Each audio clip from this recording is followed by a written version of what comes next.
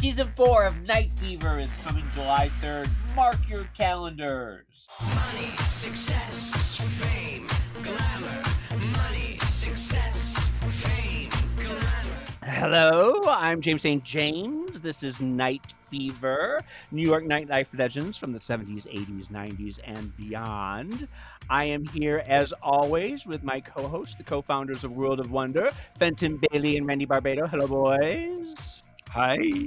We are celebrating the party animals, the club kids, the nightlife legends, the disco dollies, and downtown legends all. Today we have with us someone who is beyond iconic. My goodness. He is a professional dancer.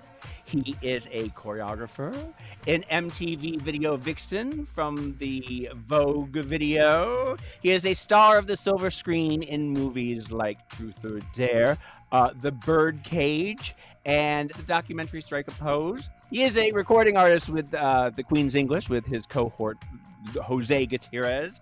He is one of the great faces of the 1990s. We have with us Luis Camacho, a.k.a. Luis Xtravaganza. Oh, I love how you rolled that R. How are you? I'm really good, thank you. You know, the last time I saw you was at the Robert Mapplethorpe opening at LACMA, the Randy and Fenton documentary. You were with some of the boys. Yep. You were with Kevin, right? Slam. And Jose. Was Jose with you? I don't know if Jose was, but Carlton was. Carlton, right. It was so nice seeing you guys, and everyone looked so happy and just really good. Do you remember that, Randy and Fenton? Yes. Oh, yeah. You must be sick of talking about it or even thinking about it, but it is hard to imagine a more iconic moment in pop culture than that Vogue video, because, and especially what it represented in terms of sort of not the commodification, because that's the wrong word, but the sort of the way downtown and underground New York culture went completely just to the very top of the charts, to sort of global super platform status. You know, it was a mega moment. There are hits and there are moments, but then there are defining moments, you know, and just how extraordinary that must have been. As delightful as it was for us, how extraordinary it must have been for you. The interesting part of that was I didn't realize that notion, that idea, that consciousness till later, right? Because hindsight is 2020. So I look back, I'm like, oh wow, that was really something. You know, back then we were so young and we're like, yes, we're doing this, we're doing that, la la la la la, we're fierce, right? Well, you don't realize that you're in the eye of the hurricane. It isn't until afterwards that you can look around and see. Yeah, afterwards that you realize, oh wait, wow, that was something. Wow. You know, so even if I never do anything else, you know, I've had that, so I'm good. I want to go back to you were born in the Lower East Side of Manhattan, and you went to the LaGuardia School of Performing Arts, which I imagine was probably a really safe space for an LGBTQ teen to be. And that's where you also met Jose for the first time, right? Yes. Walk us through your first impressions of Jose and life as a teenager in New York. I met Jose in high school. I was a sophomore. He was coming in as a freshman, and his reputation from the get preceded him because he had a friend named Darren Gibson. They both used to dance with Elliot Feld, and he was a ballet prodigy. I don't think a lot of people know that, but Jose was a ballet prodigy when he walked into that school. Yeah, he was one of the most beautiful male ballet dancers I've ever seen in my whole entire life. That's interesting. That whatever he had, like, was palpable. You saw it right away. Right away. I was like, oh my God, wow. It was amazing. Did the two of you discover the ballroom scene together, or what had you? When did you become aware of it, and when did you become a part of it? It's funny because you know, like most geniuses, and Jose knew it first, got to experience it, right before I did. So he was like, "Come on, girl, let's do this." And I was like, "What? Who, me?" And I was a little bit more Catholic in my upbringing, so I was a little bit more naive than he was. Were you going to nightclubs while you were in high school, or I wasn't, at least not in the beginning. So we're talking freshman, sophomore, junior year. By senior year, we were like, oh, bam, ba, ba, ba, ba, ba, ba, ba, ba. It was just like, by that time we were seasoned. where were you going? What were you doing at that point? Do you remember? Was there some moment? At that point, it was all really innocent. Like, honestly, like some of the seniors were already, unbeknownst to me, involved in that whole ballroom scene, right? And I was still a freshman, sophomore, junior. So after school, we would play red light, green light, Vogue. And so some of the friends that were in high school had friends that would visit, from other places that would visit us after school, and we would just all hang out. And literally, we're playing red light, green light, Vogue in Lincoln Center on the steps, just innocent, like it's just like I didn't, you know what I'm saying? It was just that innocent, right? Because we were just playing red light, green light, Vogue, and doing our little poses, and and then connecting them. And as we connect them, we would inject our dance training into them. So it's just like, oh, this looks like an arabesque. How about we did an arabesque here and do this, or do our arms this way as we're doing, an attitude turn to the ground, into a dip, into a kanzai, and blah, blah, blah. So, but innocently enough, it started like that, like a game.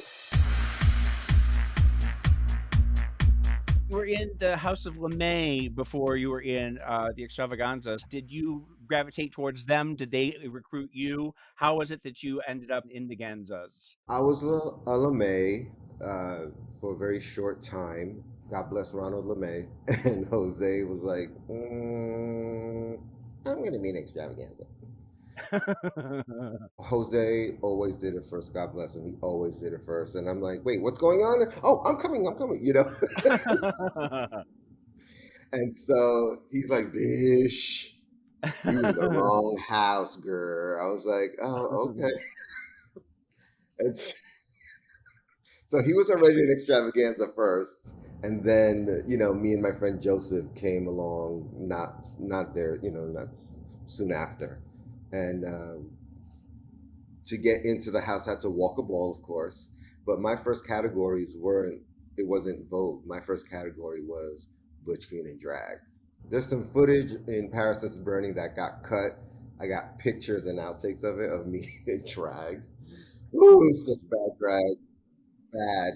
First time in drag. Booger drag, booger. Baby drag. It was crazy, but I got a trophy, so that's what got me in. Once I was accepted, I felt like I had arrived into the group that I was really supposed to be in. They were a hot house. They were a mostly Latino house in a world where there was a lot of African American houses, which was great. We stood out, and for that fact, we had to push harder, work harder, be fiercer to get noticed, because there was a lot of times where they were like, no, thank you. Anyway, moving on. And Mother Angie was such a great, oh God, what a character. Mhm. I think of the times I knew her a little bit when we would go to Sound Factory, and she would come to Red Zone probably a lot. She would come to the World. Um, uh, Angie, some of the great, Hector. I mean, there were a lot of really fantastic Ganzas out there. What are your memories of Mother Angie? God. There's a really dramatic memory of me and Angie. We had a huge falling out one time. I won't get into that. I'll tell you that, Fenton, after. And then, but she was like, she was honestly like a mother. Like, literally, she was like, come, children. And we would follow her around like Mama Duck and her baby ducks, just following around her. She had this, again, because we had to, yeah, she had this aura. And again, because we had to be fiercer, right? We thought we had to just be fiercer and fight for our place in this world, that she led with her, I like to say, with her chest bone, right? It was up and proud and unabashed. And so we all followed suit, because anything less than that, and you're cut. Anything less than that, and it's a nine, it's a drop. You were worried about being cut at some point? Not from the house, but from categories. And so you have to remember that back then, that was that was our world. We carried that out. And in that way, there are programs on television right now that kind of depict that sort of stuff. And in that way, it did bleed out into our, our normal lives. And so sometimes it was ballroom all the time for us. Did you ever get cut from a category? I did. Category is? The category was Butch Queen up in pumps. And they didn't feel that my Dolce and Gabbana pumps and sweater and tights made the cut. Oh, scandal! Yeah, I know. I didn't win them all. That one hurt because I was feeling it, honey. The reason why they cut me is because I did a costume change. I did a change on the runway, and they were like, "Oh, girl, this is not runway models effect. This is Butch Queen and pumps, la la la," and they cut me. And, and I would have did the same thing. How many trophies do you think you have, and do you still have them all? Where are they? I don't have them. I probably have one in New York somewhere, but I don't have them. I've won a handful. I imagine, I don't want yes. to brag, but I won my share, yeah.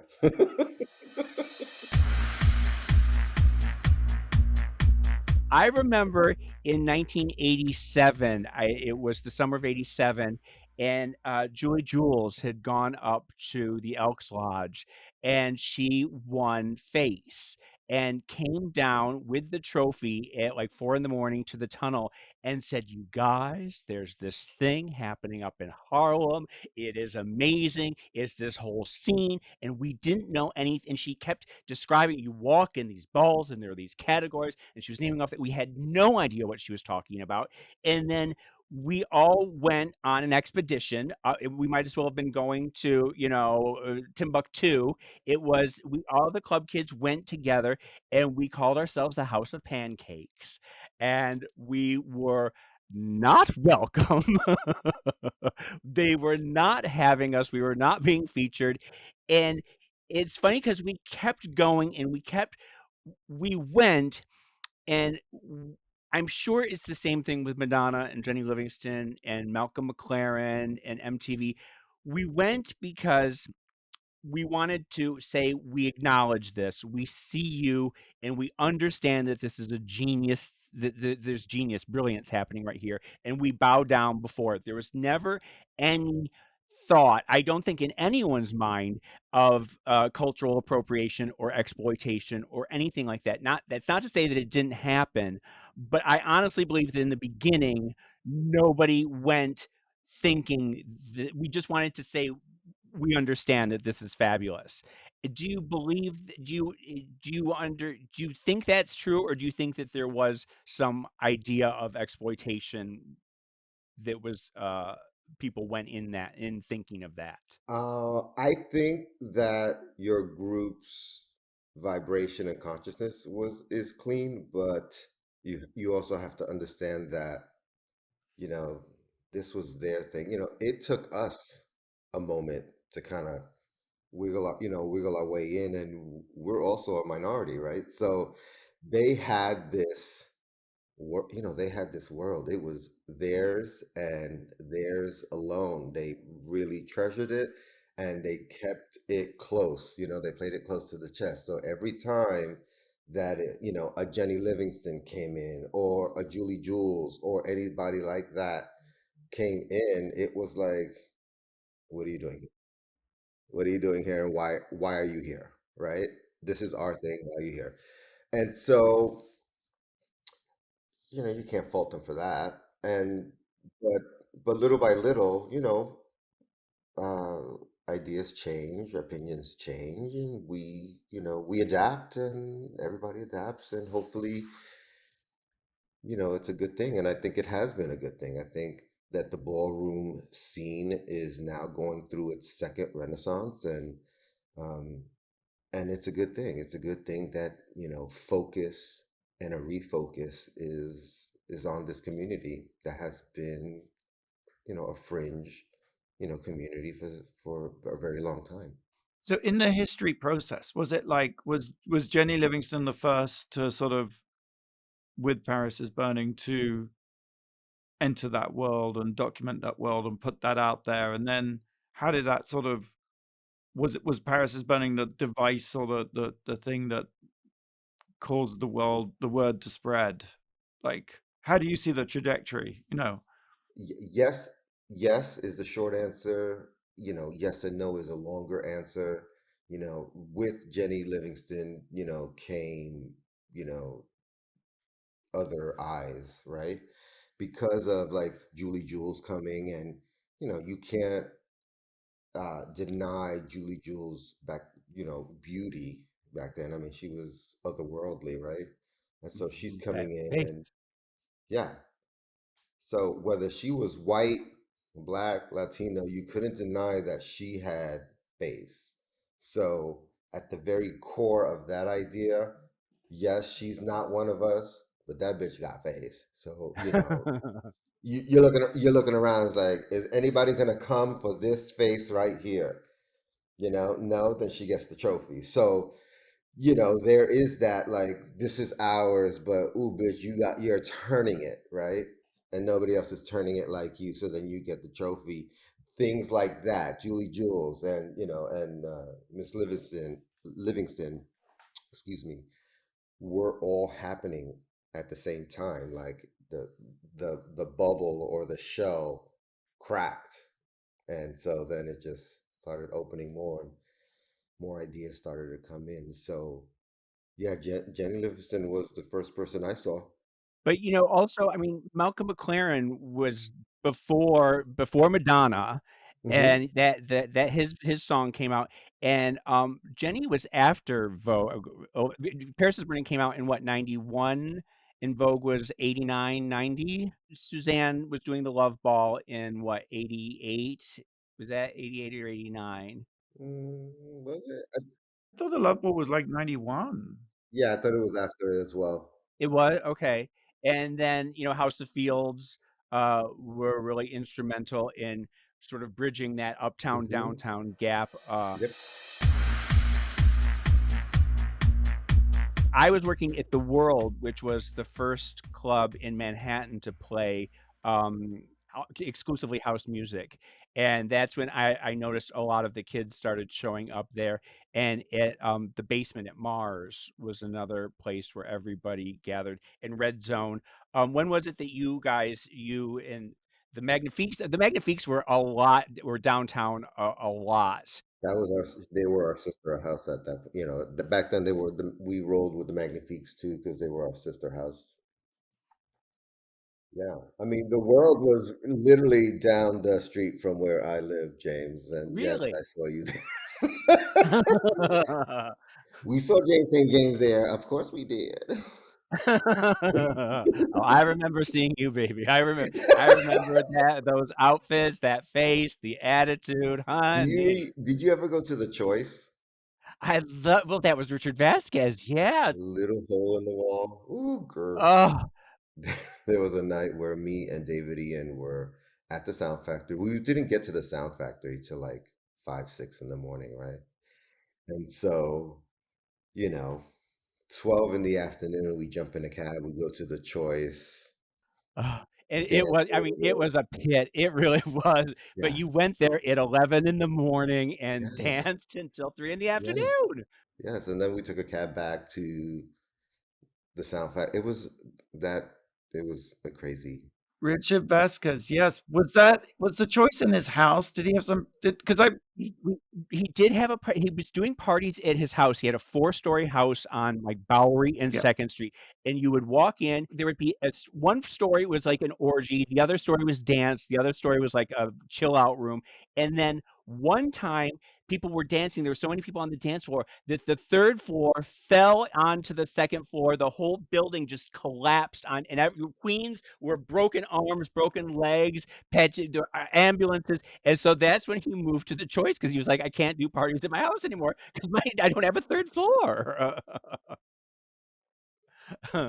I remember one of my first times going to a ball, and I think it was at Ganza Ball uptown, and like, they didn't start until, like, 5 or 6 in the morning, and it was really early in the morning, and I remember there was, like, a people started clapping and then stomping, and then they were chanting very low, "Avis Pendavis, Avis Pendavis," and it kept getting louder and louder until they were screaming it and stomping it and chanting, and the walls were shaking, and there she was. She was like a goddess in the arena, and the people everyone went bananas, and everyone's screaming, "Avis Pendavis," and I still to this day, I will find myself stomping and screaming Avis Pendavis. Who was Avis Pendavis, and what was why was she so beloved? I've always wanted to know. Uh, Avis Pendavis, of course, was the mother of the House of Pendavis back then.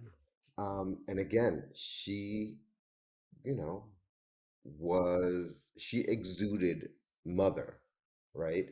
So when you look at her, she looked like, Big woman, big, big, big woman. yeah, she looked like a mom. I mean, she wasn't. You looked at her, you didn't see man at all. You saw mom, and she was of that class that Dorian Corey was from, and Pepe LaBeija was from, and you know, Paris Dupree, all those girls.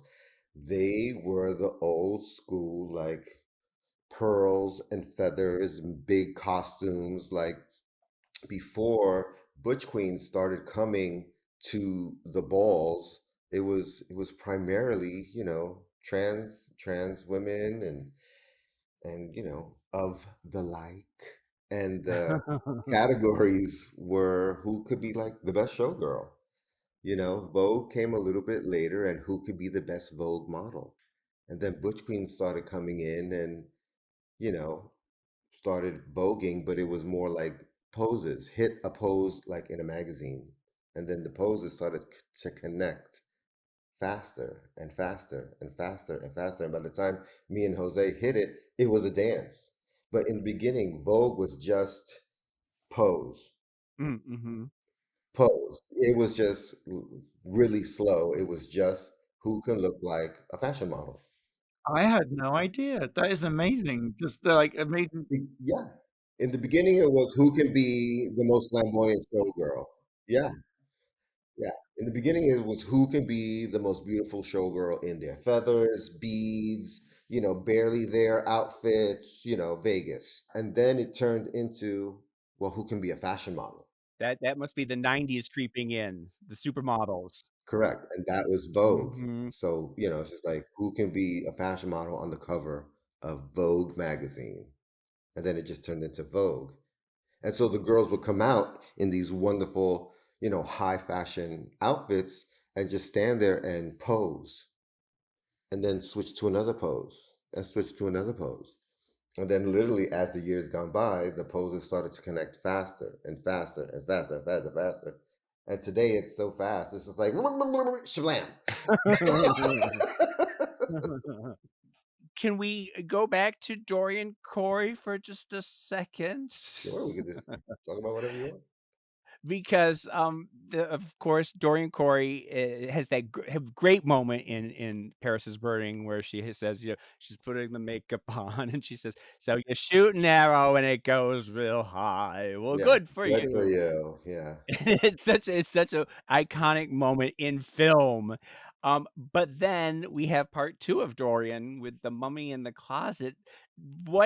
Tell me about everyone's reaction when that story first was happening. Were you a part of it? Did you know? Did people come to you and tell you the story? No, I found out like everybody else. Those queens know how to keep a secret.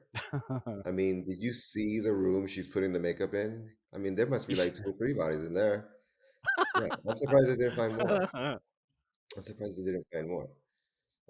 Yeah, but again, I learned that interesting fact when, like everybody else did. Did you know Dorian well? Was she somebody that the kids knew, or was she older generation?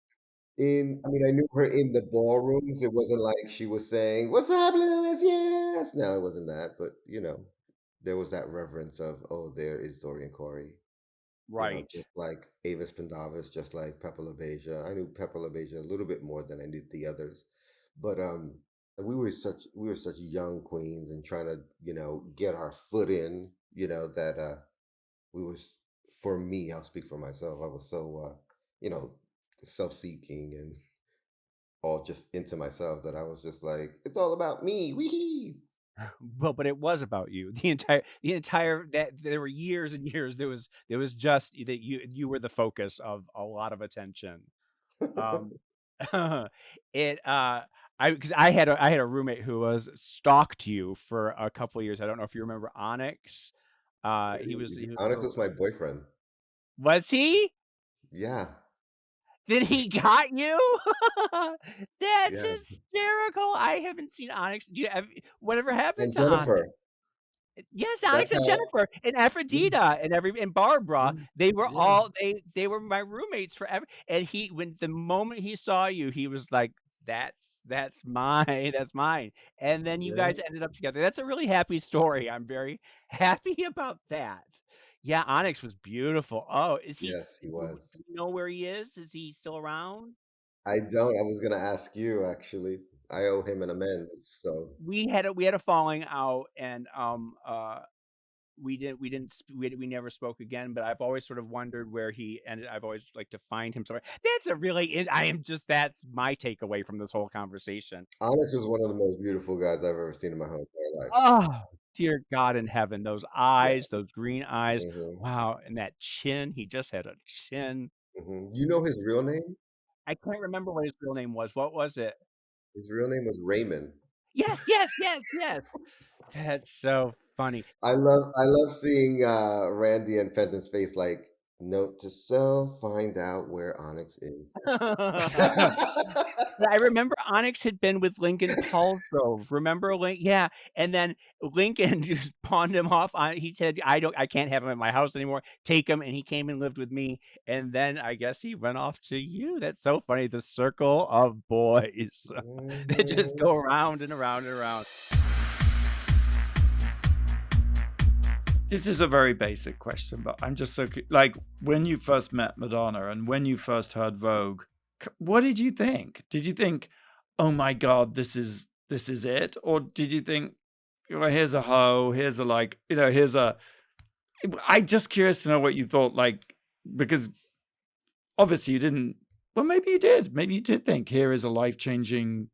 My life is never going to be the same." But maybe it was a different feeling. I'm just curious, like what did you think of her? What did you think of the song? Well, first of all, I thought she was black, so there's that. Uh, they said you're gonna meet it's like th- there's this girl Madonna, and she's pretty famous, and we were like, oh yeah, I know Madonna. And then that black girl who sings Everybody. They're like, oh no, she's not black. I was like, oh But you didn't know, like Material Girl, or you had never watched any of the videos or anything? You didn't know? no. That's so funny. I went to school and then I went to dance classes. I was Right. I was what they called a bunhead.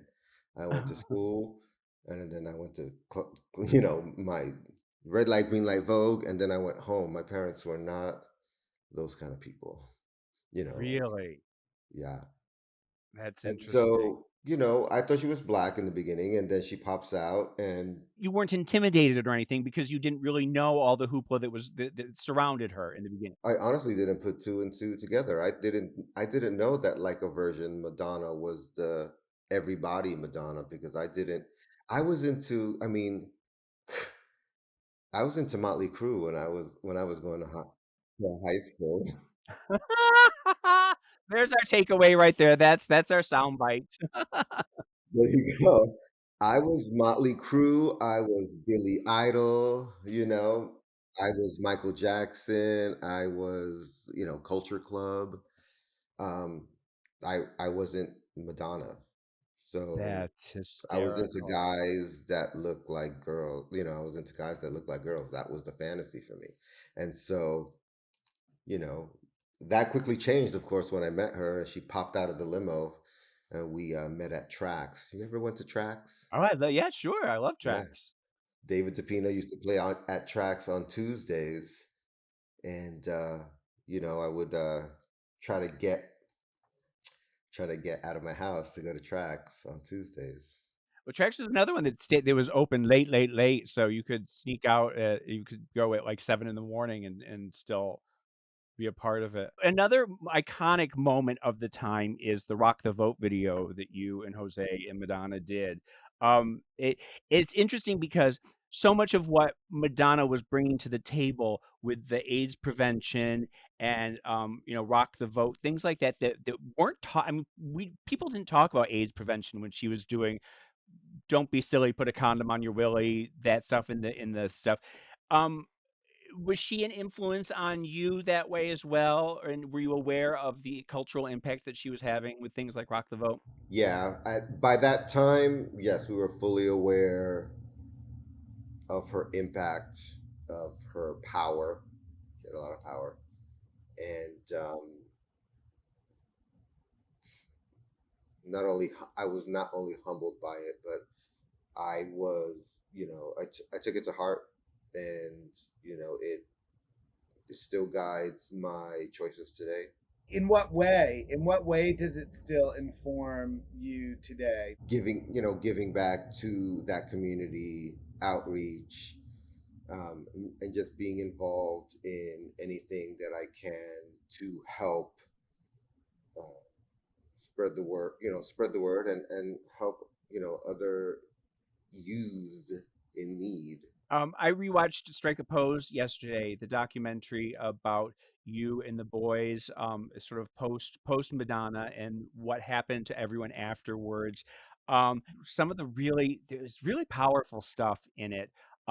Slam, where he talks about how he was hiding his HIV diagnosis the whole time. Oh, Gabriel, of course, I mean, and his death and everyone dealing with Gabriel. You said very specifically at the dinner, you very carefully and precisely, you say, "She does not owe us anything, and everything that happened is on us, and it's not because of her." And there was sort of a silence, as I don't know whether everyone was agreeing with you or not, but, you were very specific about that. I was. That statement comes from a lot of, you know, introspective work that I've been doing over the years, right? And so I could sit here and say, she owes me whatever, choreograph. I should be choreographing all her, Vogue, whatever she has, blah, blah, but she doesn't. She doesn't know me. She doesn't know me anything. And so for a long time, I felt different, but I was also in a different consciousness at that time. And now, I realized that everything that we did was, because we were talented, and we should take ownership of that. And it's not because, she plucked us out of existence and made us stars, but she wouldn't have done that if we didn't have, if we didn't have talent. I'm so glad you chose that part of the film to reference, because when I saw the film, by the way, a film I wish we had made. I knew that was coming. I know you well enough to know that's That notwithstanding, when that moment happened to me, I just when you said it, James, I got goosebumps all over again, because I thought that was the real emotional heart of the film. And it was such a beautiful, powerful moment. And it was so counterintuitive to what you would expect. And it was just so beautiful and insightful and, frankly, I don't know, empowered, I suppose. And it brought me back to seeing you in the Vogue video, seeing you doing Vogue on the MTV Awards, which was a life-changing experience for me, and just and seeing you in Truth or Dare, and always thinking you just always looked happy to be there, and but not ever beholden to this amazing person who was there. You were happy to be there, and you were doing your thing. And to me, my eye just always went to you. I mean, yeah, Madonna's okay, but I was like, to me, you and the guys were always the focus. Like it was just, it's such a great film. The Truth or Dare is such a great film that she made about you guys. To me, she's like, she's in it. She's the co-star, but she's not the star of that film. And I just thought the wisdom of the documentary Strike a Pose was, it was such a great takeaway, because it could have so easily been a victim fest of like, and I think in other people's hands it might have been, but all of you had this wisdom and this, which just goes, where am I going with this? I suppose it goes back to the fact that that scene and where you came from and what you were doing always had that fundamental wisdom at the core of it. And that spiritual knowledge, yes, it's clubs and it's fabulousness and it's vogue and it's posing, but actually underneath it all is a really centered, profound wisdom. Thank you. I mean, listen, it's not only just to say she doesn't owe me anything and, I'm fierce, and I mean, that's so like rudimentary, right? That's so like basic. It's really about, like you say, it's self-empowerment and knowing our individual worth. So to sit and say she owes me something means that I'm not owning or honoring Your own my worth. own, Yeah. my own value here, right? And so she doesn't owe me anything because I did my shit and I did it good, I think, I feel. And, and it was awesome. And it was awesome.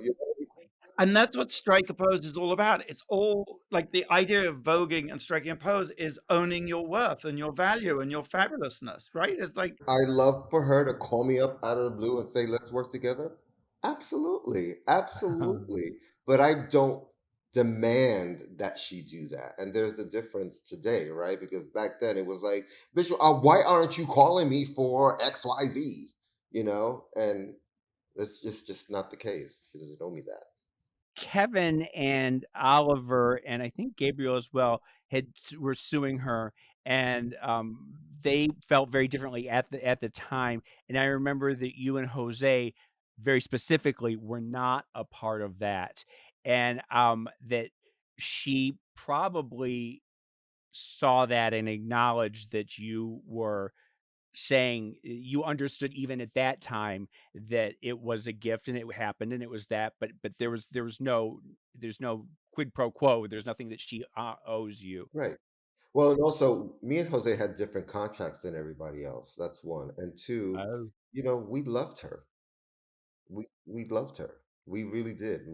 I mean, she said jump, we said how high, but it was like how high, bitch, snap. You know what I'm saying? And she loved that about us. That when she said, jump, we were like, we'll jump, how high, girl. She was like, she was tickled pink about that shit because nobody did that. Nobody talked to her like that. I'm sure. no, nobody talked to her like that because everybody, I mean, she was who she was, right? We had her at a time when she was going from rubber bracelets and lace, fingerless gloves to, tailored Gautier suits. Like she's making this transition from pop princess to this iconic musical figure. And so, we had her at that time when she's making that transition.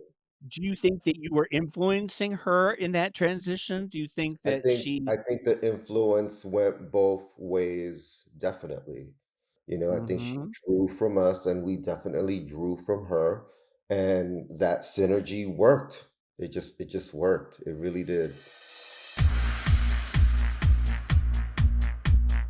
There was a scene in Strike a Pose where I think is it Jose or someone was reading a fan letter from someone at the time, and they said that it was the first time that they had ever seen gay people being happy and successful. And until that time, the message or the narrative had always been, trauma and sadness around, gay stories. And that Truth or Dare was one of the first time you saw happy people, happy gay people being on it and being successful and fabulous. And why not, right? Because Exactly, to that exactly.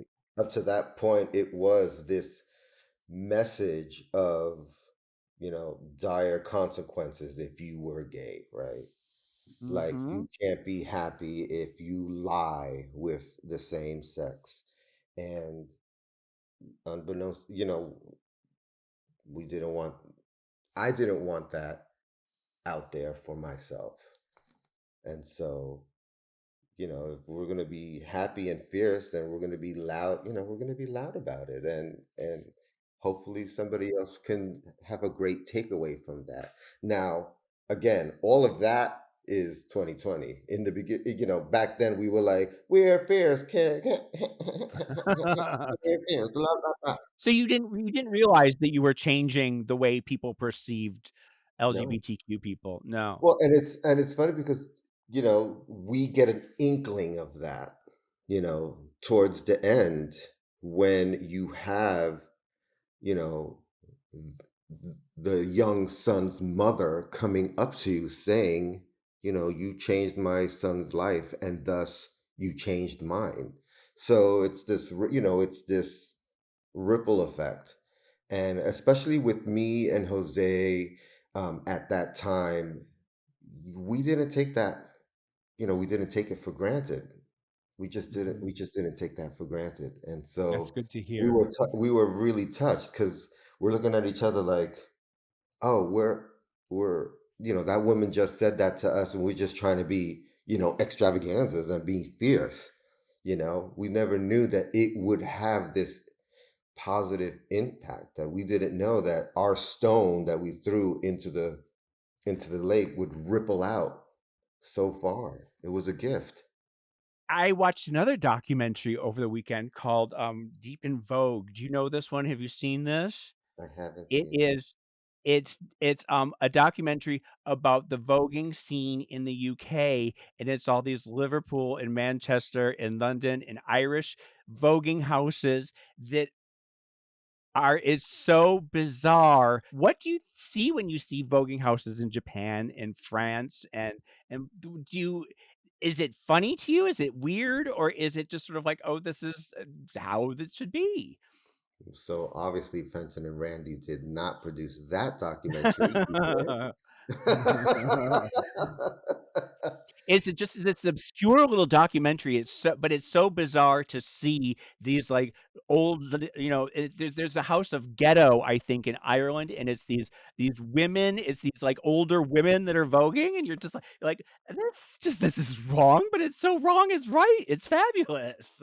I think that the notion of I need to express myself, and this is how I'm going to express it, is kind of awesome and pure. Um, Whether they use the vehicle of Vogue or salsa dancing or whatever is kind of not really that important. I really honestly feel that if they have latched onto this idea that Vogue and voguing, um, is the avenue that they choose to really like get it out and express themselves and make their mark, then I say yes, you know. Right.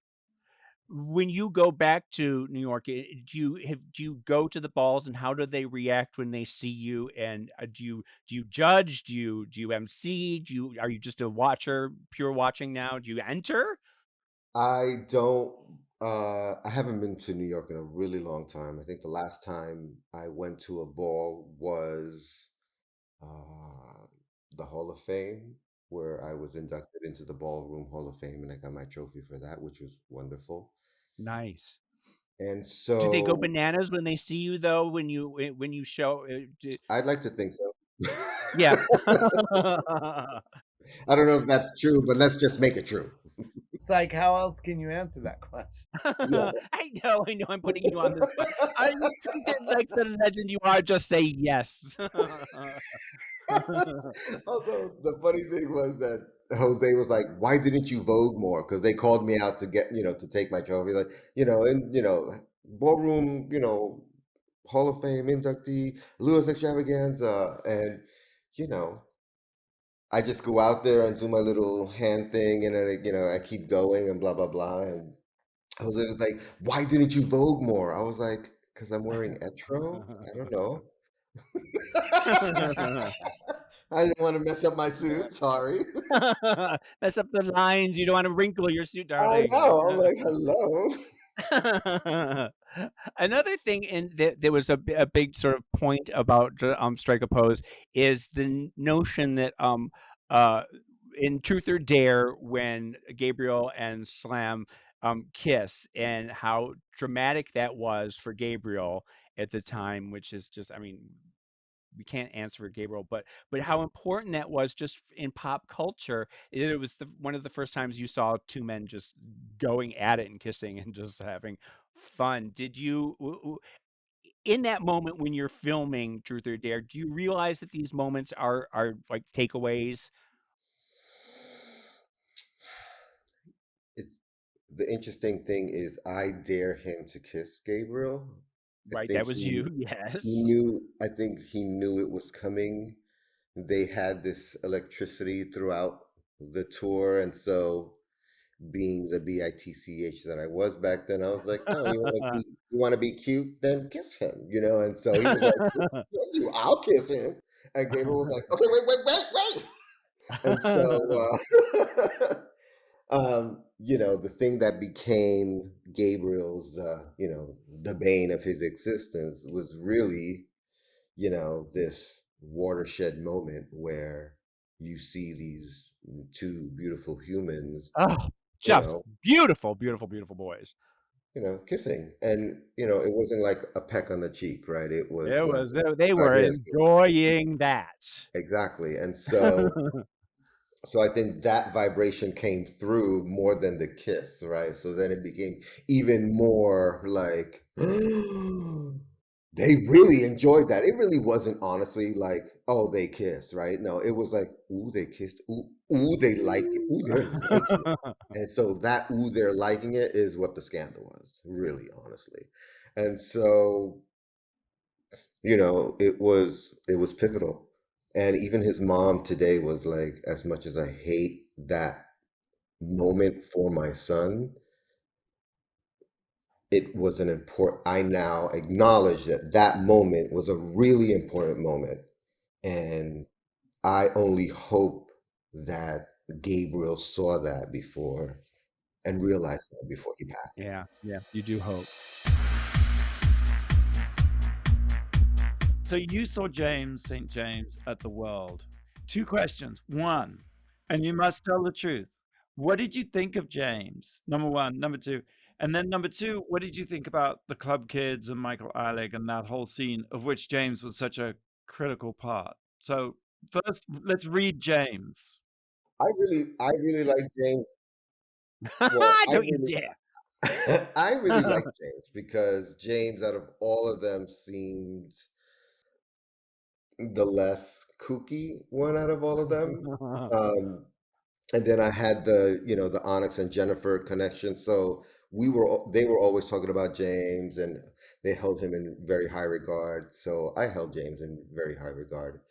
The club kids, you know, it was fine. I mean, it was their thing. It wasn't our thing, but it was their thing. And then again, if it was fierce, then it was fierce, right? Like whatever it was, if you were coming in whatever garb you were coming in, and it was fierce, then work it. It was fierce, right? Oh, so you don't want to talk about the first time I met Randy and Fenton in that? Oh, yes, Were you going to please. see about that? Do you Oh remember my that? God. I think wasn't it downtown, like Chelsea area? And Yeah, it was at our office. It was at 80 Varick Street, and we were doing this film about yes, Wigstock for the BBC. And you came in, you and Jose with Derek Yes, Kahn. who just passed away. Yeah. Yeah, I Yeah, know. very Very sad. sad. I saw him in Dubai 10 years ago. As one does. Yeah. But you were just adorable. I think Randy and I were both overwhelmed with excitement because we Uh-huh. just adored you. And so we couldn't really think of the questions to ask you. And you guys were just giggling like manically because you were just going out with We the were trying to thing. be very cool. Like, don't you remember Fenton? We were just Yes. Talking about the club kids in downtown and everything like that, I do have to say that as much as we really weren't accepted, even though we all had fun and everyone would come down to the clubs and we would go up and everything like that. It's funny to me that now when I see Vogue, when I see some of the balls on on YouTube and things like that, after 10 years of Lady Gaga and Nicki Minaj and Katy Perry and Moschino, that the club kid aesthetic is a part of the ballroom scene now.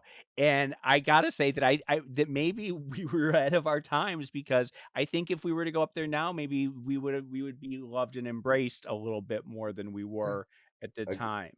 yeah, again, Jenny Livingston, all you guys, the House of Field, all of you guys, that shell was broken open, and there was enough space for you guys to come in and make your mark as well. And that's beautiful. That's beautiful. It's also important in its own right. I mean, look around now, right? Back then, those children would never ever think about doing any of this that you guys were doing, and now they're living for it.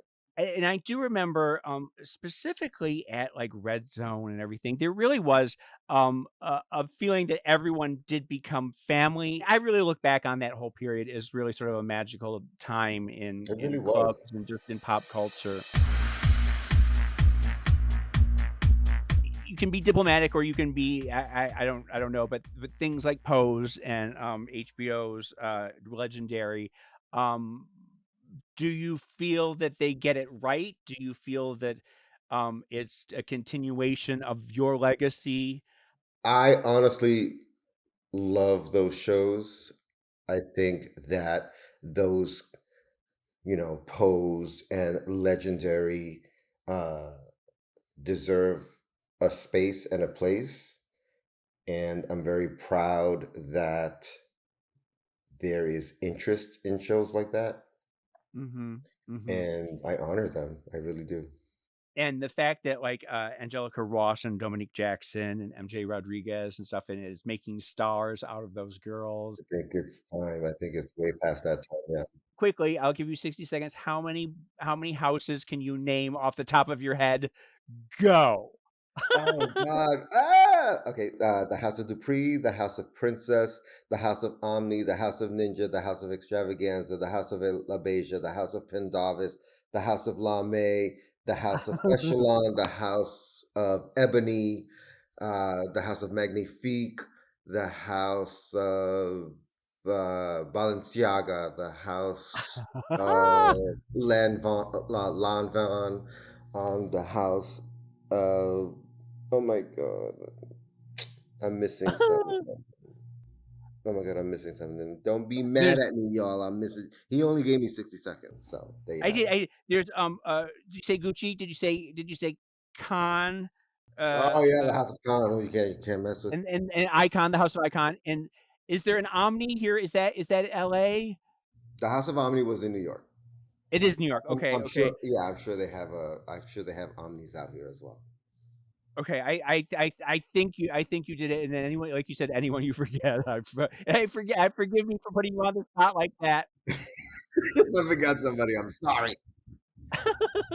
I'm sorry I put you on the spot like that. My fondest memories of the club scene back then, James, was going to the tunnel, going to Limelight, going to the Palladium, but our home was, of course, Sound Factory was our home. I mean, we were there before Junior even opened it up.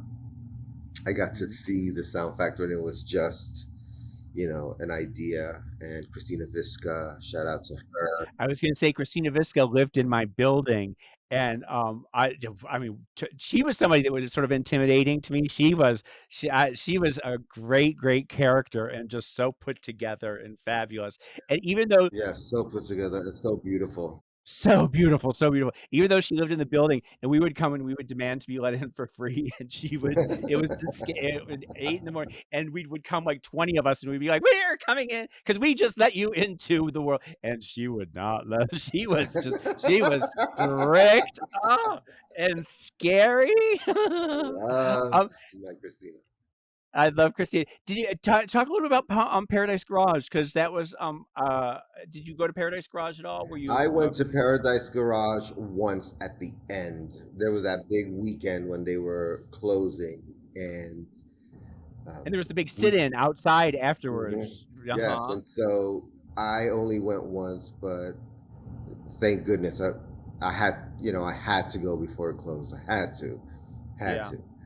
So I lied to my mom and said I was going somewhere else.